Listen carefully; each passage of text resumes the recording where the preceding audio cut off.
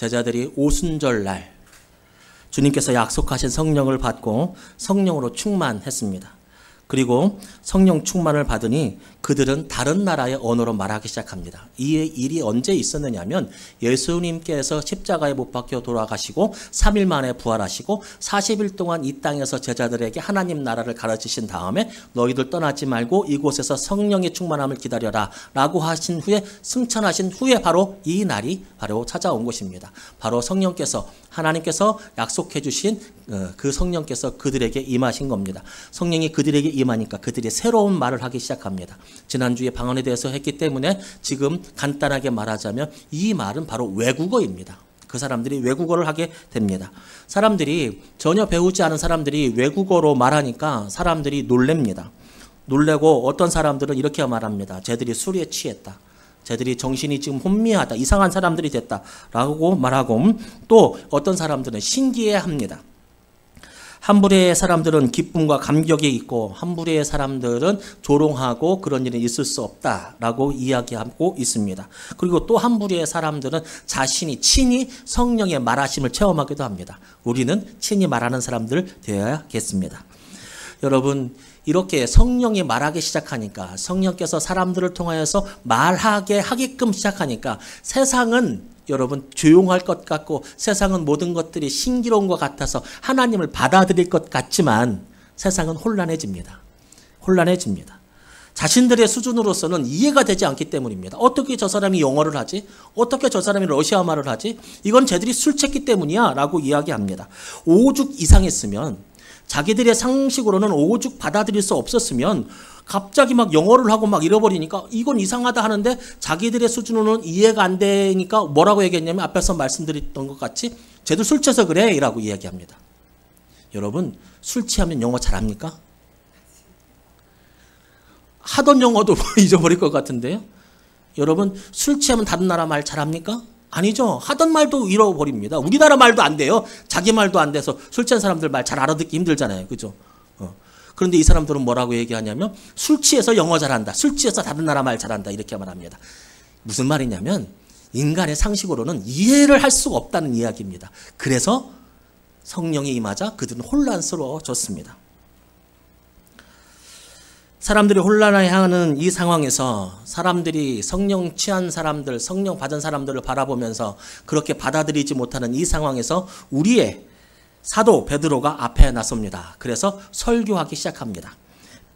그리고 그 설교의 첫 번째 시작은 무엇이냐면 이 일이 성령의 역사임을 가르쳐주는 내용으로 설교를 시작합니다. 그리고 베드로가 얘기하기를 자신에게 말을 기울이라고 주의를 집중시키고 자신들 보고 술 취했다고 하는 사람들에게 우리는 술 취한 게 아니다. 지금은 아침 9시다. 라고 이야기합니다. 아침 9시부터 우리가 술 먹고 술 취했겠냐? 라고 설교로 시작하는 것이죠. 그 뒤에 성경 요엘서에 근거하여서 자신들에게 일어난 성령 충만에 대해서 정확하게 해석하고 그 의미도 밝혀주고 있습니다. 그리고 지금 이 시대를 말세라고 말하면서 하나님의 영이 임재하여 새로운 시작과 소망을 주시는 것이라고 말씀하고 모든 민족에게도 구원의 문이 열려 있다라고 선포하고 있습니다. 그리고 오늘 본문이 나옵니다. 오늘 본문. 사람들이 베드로의 설교를 듣고 마음에 찔려합니다. 마음에 찔려해서 어찌할꼬 어떻게 해야 합니까? 라고 물어봅니다. 그러자 베드로가 말합니다. 회개하라고 그리고 세례를 받으라고 그러면 성령의 선물을 너희도 받을 수 있다. 이렇게 말씀하고 있습니다.